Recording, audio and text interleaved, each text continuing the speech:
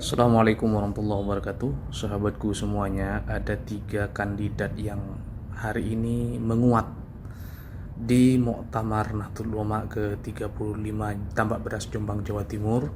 Yang pertama, Profesor Dr. Kiai Haji Nasaruddin Umar. Beliau hari ini sebagai Imam Besar Istiqlal, juga sebagai Menteri Agama. Faktor-faktor dan indikasi menguatnya suara beliau ya karena memang beliau hari ini sebagai figur publik khususnya di kalangan Nahdlatul Ulama, dan Profesor Dr. Nasaruddin Umar di NU bukan orang yang baru, tetapi dulu beliau juga pernah menjadi Khatib Am. Beliau juga memiliki beberapa pesantren di Indonesia.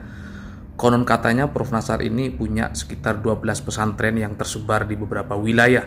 Tetapi memang di internal Nahdlatul Ulama yang menjadi PR Prof. Nasar tentunya ya, Prof. Nasar ini lebih dikenal sebagai akademis, rektor PTIQ, sebagai dosen, sebagai tokoh nasional yang selama ini selalu berada di Jakarta. Sementara basis Nahdlatul Ulama itu berada di desa-desa. Dan tentunya Prof. Nasar juga memiliki PR bagaimana kemudian bisa mendongkrit suara beliau di muktamar dengan beberapa masukan tentunya yang perlu diperhatikan. Yang pertama, harus meyakinkan kiai-kiai di Jawa, karena bagaimanapun Pak Nasar ini dikenal sebagai orang yang dilahirkan di luar Pulau Jawa, sementara basis Nahdlatul Ulama dikenal sebagai kekuatan di kantong-kantong suara di Pulau Jawa. Kemudian kandidat yang kedua yang per hari ini juga muncul di permukaan yang memiliki basis yang begitu kuat, yaitu incumbent Kiai Yahya Khalil Stakuf atau Gus Yahya. Sebagai incumbent, beliau secara otomatis pasti masih memiliki basis-basis yang militan terhadap beliau. Dan tentunya ketika kita lihat ya dari berbagai macam event atau kegiatan-kegiatan NU, suara-suara tentang bagaimana kemudian Gus Yahya masih merasa punya hutang untuk menyelesaikan kewajiban-kewajiban atau janji-janji yang belum terrealisasi itu sangat menguat. Dan ada banyak dorongan juga di kantong-kantong suara cabang, pengurus wilayah yang masih loyal dan memiliki totalitas tinggi terhadap Gus Yahya. Kemudian yang ketiga adalah Gus Kikin. Beliau ini berasal dari Jombang, Jawa Timur, masih salah satu cicit dari Hadratus Syekh Hasyim Asy'ari.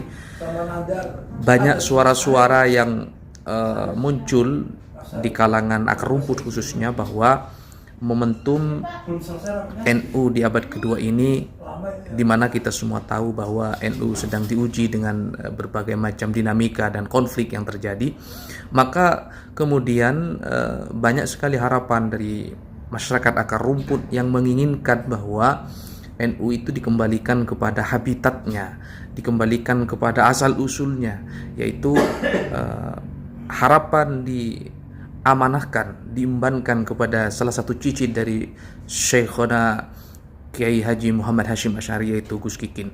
3 suara ini tentunya masih akan terus dinamis, tergantung bagaimana kemudian tim sesnya mampu melakukan akselerasi lebih jauh, bagaimana bisa merayu cabang-cabang maupun pengurus wilayah agar melekatkan suaranya kepada sosok-sosok yang telah disebutkan. Dan tentunya masih sisa seminggu lagi, ini kesempatan buat para tim sukses untuk terus mencari kantong-kantong suara, karena kalau kita hitung misalnya Prof. Nasar kemarin klaimnya sudah memiliki sekitar 120 suara, kemudian Gus Yahya begitu juga, dan ditambah dengan Gus Kikin, kalau dijumlahkan ini suaranya masih sekitar 400-an ya. Masih ada banyak sekali cabang-cabang atau pengurus wilayah yang belum menentukan pilihannya ke siapa, dan tentunya cabang-cabang dan pengurus wilayah ini masih melihat kira-kira siapa yang di antara 3 sosok ini yang menguat suaranya.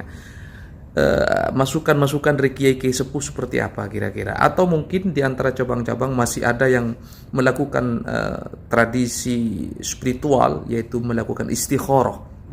Siapa di antara tokoh-tokoh yang baik berdasarkan hasil istikharah serta berdasarkan hasil masukan-masukan khususnya dari syuriah masing-masing. Mudah-mudahan analisis ini setidaknya memberikan gambaran kepada kita bahwa Muktamar ini masih berjalan cukup dinamis. Semua memiliki potensi menjadi nomor satu di Nahdlatul Ulama, tetapi tentu ini menjadi catatan khususnya bagi para tim sukses untuk terus membenahi kira-kira hal apa yang harus dilakukan agar bisa menarik cabang-cabang yang sampai hari ini masih ada sekitar 100 cabang di seluruh Indonesia yang masih belum menentukan kemana arah pilihannya. Terima kasih. Assalamualaikum warahmatullahi wabarakatuh.